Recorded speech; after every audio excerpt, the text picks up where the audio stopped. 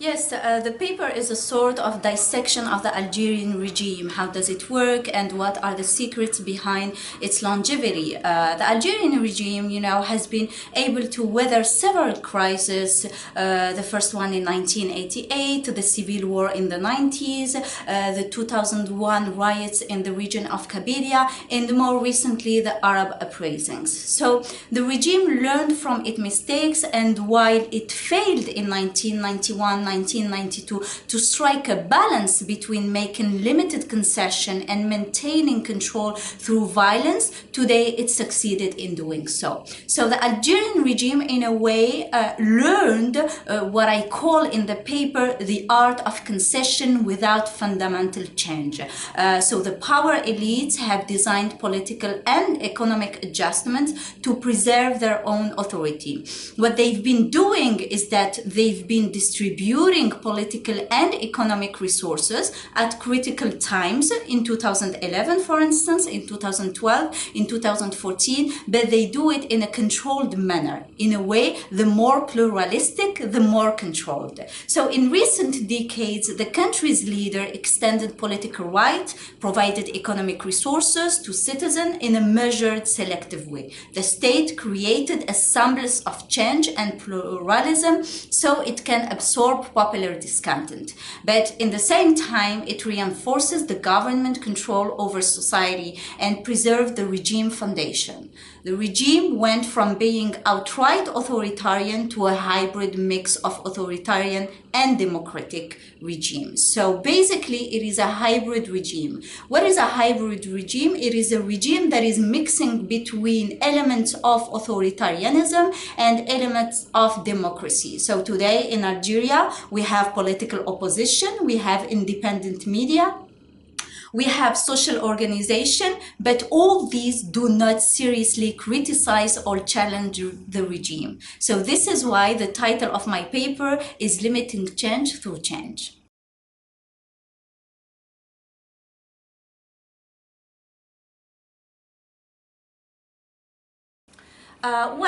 The first mechanism is Algeria's military. Algeria's military are the most stable, organized institution in the country, and it is the main holder of national power. The PNA, the People National Army, makes decisions, and the government, as its civilian facade, implements them. So the military has been in a position of authority since the beginning of the War for Independence in 1954, and for the foreseeable future, it will likely remain the devoted guardians of Algeria's power. So 55 years after Algeria's independence, the PNA is still effectively ruling the country through a civilian facade because it rules from behind the scene. It is not held accountable for its decision. This is perhaps the key secret behind its long-standing grip on power. Another key for the perpetuation of the country's current governing system is the measured control way the military and its allies open the rules governing the political arena. So, but basically the song remained the same.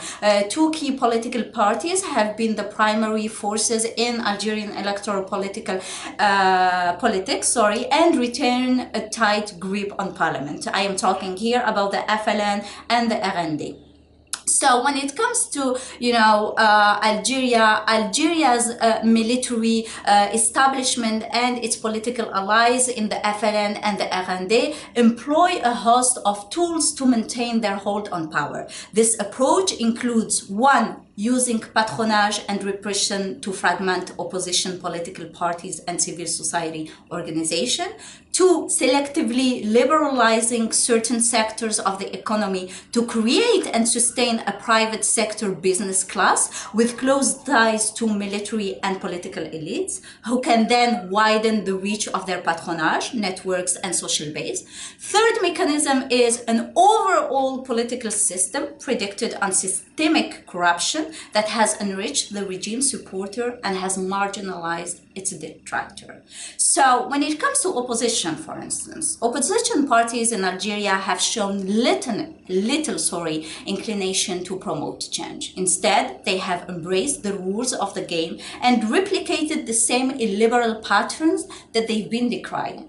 Civic organization. Civic organization have been co-opted or marginalized and coerced. Because the regime exploit their internal problems and undemocratic structures, they have failed to serve as a bridge between the country's leader and citizens. Selective economic liberalization, one of the other mechanisms, has chiefly profited select politically connected individuals. Algeria's leaders have expanded the networks of clients and hence their support base to perpetuate their power. And finally, corruption. As I said, corruption serves as a key feature of Algeria's system of governance and an important conflict resolution mechanism for stabilizing the political order.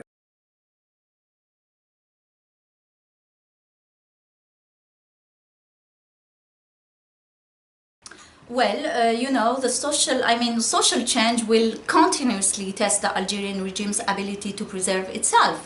The Algerian regime has been truly and particularly adept at securing the continuity of its rule over the years. The regime has repeatedly felt obligated to adapt in limited ways that have rendered the political system more pluralistic. The country's leaders are aware of the risk of failing to do so. So the problem today is that, Algerian society is complex and it is changing. It is constantly changing, and so are its expectations. What has worked for the regime up until now may not work indefinitely into the future. So at some point, change may really have to be about change.